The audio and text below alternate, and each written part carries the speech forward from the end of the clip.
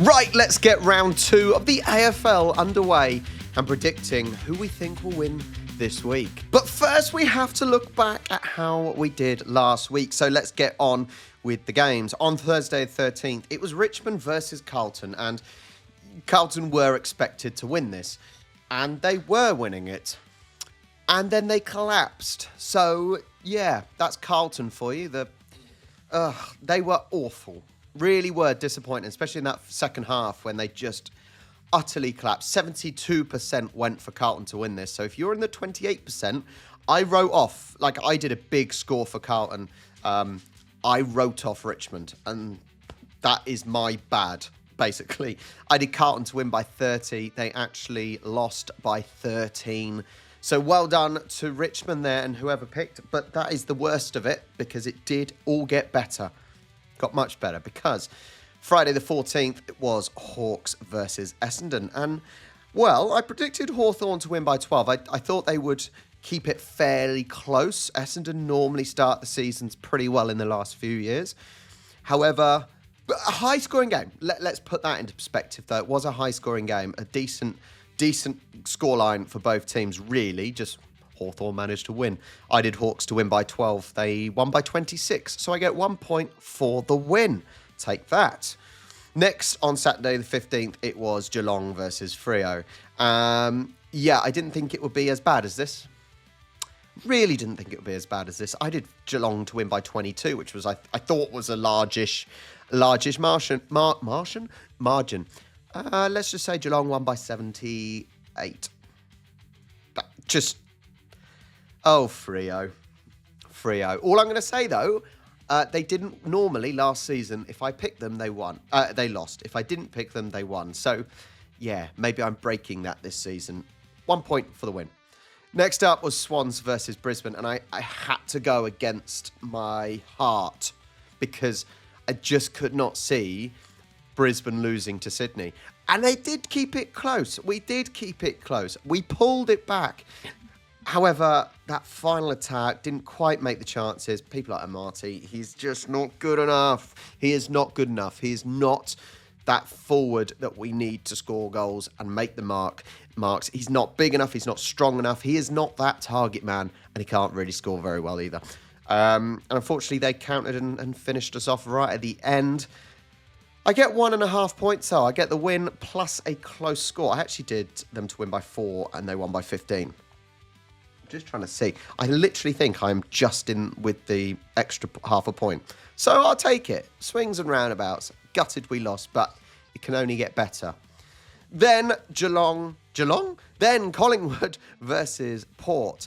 Now, I got it right again. Once again, though, a huge battering the Pies gave Port. I was watching bits of it and I was pretty embarrassed for Port on their behalf because the Pies going from a loss, and I did say I think they would recover and win, especially being at home. I did Collingwood to win by 16. They actually won by 91. Wow, that's painful for Port. So 1 point for the win. Then it was Bulldogs versus the Kangaroos, and get in. Obviously, Bulldogs won. I say that mean. That is quite mean because actually, as I said earlier, a decent scoreline. North still managed to get 97 points. In most games, 97 would probably win the game. That's the funny thing. It would normally win the game. However, Bulldogs, they won by 16. I did them to win by 20, so I get the 1 point for the win and the half a point for a close score. Decent. Carries on. Don't you worry. It carries on, guys, because Crows versus Saints got it correct. Actually, I say last season Crows didn't really have that firepower. Maybe it's the fact that they were against St Kilda, who are, sorry, Cardman, St Kilda are rubbish, to put it bluntly. I did Crows to win by 28. They actually won by 63. We had some very big scorelines this week just gone. So 1 point for the win. Then it was a very, very tight game. Melbourne versus Giants. Giants are doing well to start with. Top of the table up there with Hawks. I did GWS to win by 12. They won by 3. A really, really good finish to this game. I'm amazed. Look, I get it. GWS, they are playing well. They finished the season last year playing well. The Ds, they struggled in the second half, especially last season. But I'm surprised only 27% of people actually went for Ds. That surprises me. But 1.5 points for me. I'm happy with that. Then the last game, it was West Coast versus Gold Coast. And guess what? It's another huge scoreline. These scorelines, you feel like you can't give sometimes, unless it's like a team against West Coast. Maybe I should have done higher. I did Gold Coast to win by 30. They won by 87. Just, how was it so close? 42% of you went for West Coast. Are you insane? Are you insane? Surely more people should have gone for bloody Demons than they did for West Coast. I don't understand. Anyway, 1 point for that game. The leaderboard after round 1. Just so you know, especially this first sort of quarter of the season, we will see a really big movement with you guys and myself, hopefully, upwards. And we see it straight away. Now, Cat 1001 is still top. Just because with the golden hat, 121 places up, Warwick of Norwich.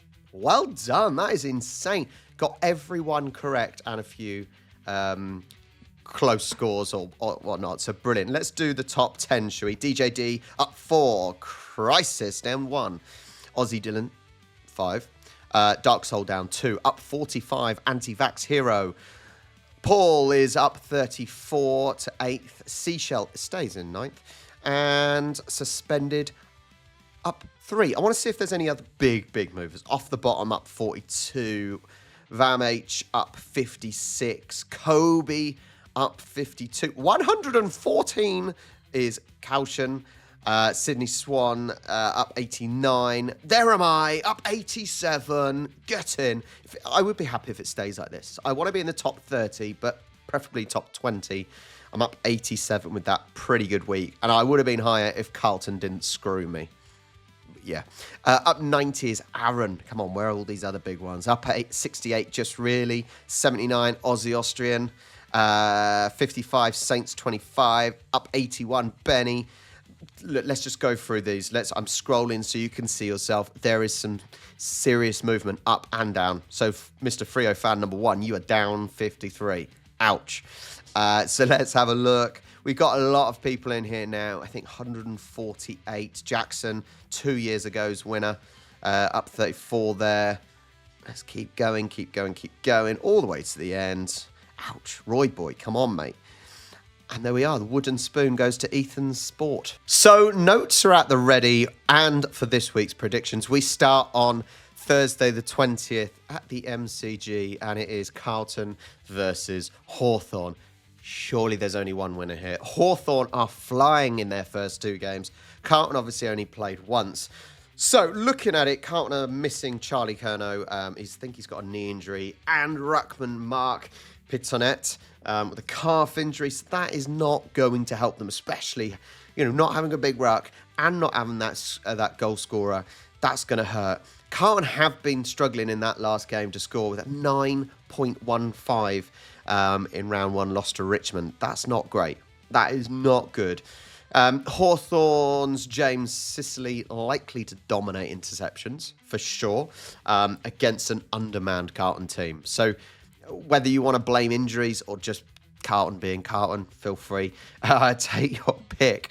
I think, unfortunately, Sam Walsh for Carlton has got far too much to do. He's got far too limited forward targets to try and get. So, look, I can't see a win for Carlton. I really, really can't. They're one of the lowest, they probably were the lowest scoring teams last week. So, I think I'm going to go with the Hawthorn win. I'm going to go a decent one. I'm going to go Hawthorn.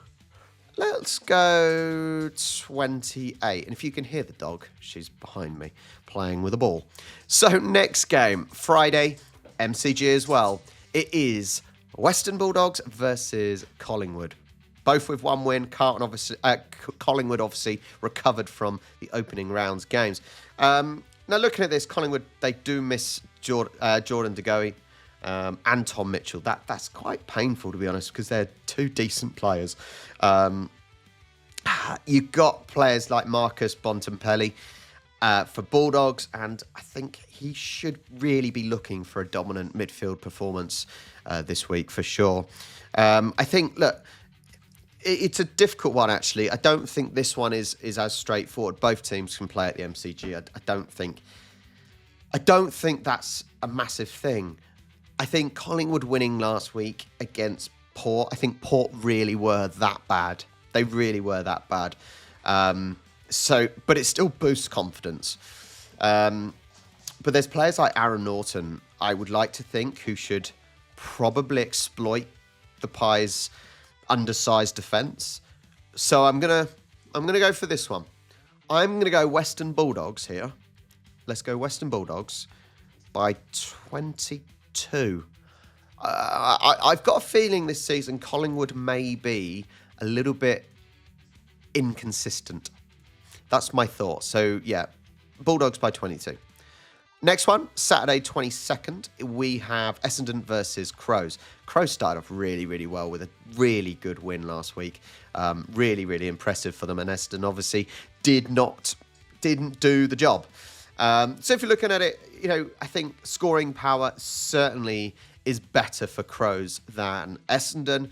Essendon obviously as well missing forward Kyle Langford, and he's out for about 4 to 6 weeks. So yeah, that's not ideal. Jordan Dawson and Zach Rankin, they are in very good, form after that first game, if you can class one game as having form. And I just think, you've got Adelaide did quite well with recruiting Neil Bullen, Peatling and Cumming. I think that really boosts Adelaide's team for sure. So I've got to go with an Adelaide win. I know it's away from home, but I'm going for an Adelaide win here.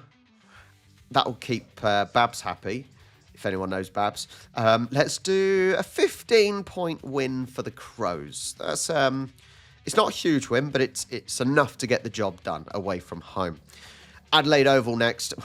It is Port versus Richmond. Richmond, brilliant win against Carlton. Carlton, they took advantage of Carlton slipping, and fair play to them. Whereas Port, bloody awful. They were bloody awful. And so, yeah, you got that positive start from Richmond and the opposite for Port. I think I want to see more from Dustin Martin this season. I don't think he did enough last year. Maybe he's kind of feeling the burden of being one of the stars in a team that lacks them. I may get people kicking off with that. Not an easy one, actually, because I know Port have got the home advantage here. I'm going to go Richmond here, I think. I'm going to do Richmond. Let's do it by 8. Real tight one. Hopefully it's going to be a real close game. And there's no reason why it can't be a really close game. I still don't think Richmond are going to do that well at this season. I just think they beat a team that was piss poor, basically. Next up, Marvel. It is St Kilda versus Geelong. There is only one winner here, surely. Saints' defence were so vulnerable. And conceded heavy last week. With Geelong, they've got an experienced lineup with that youth that has come in, and I really, they are an enjoyable team to watch. Whether or not they beat us in 2022 in the grand final, which still stings. I'm going to think there's going to be certain people who are going to score a lot. So maybe someone like Jeremy Cameron, for example, and someone like Max King for Saints. Yeah, he's got an uphill battle, very much an uphill battle. So I am going to go Geelong to win. Let's do 35. I'm sort of reserved after last week's games where we had like 90 odd and 80 odd. I don't think I can do that.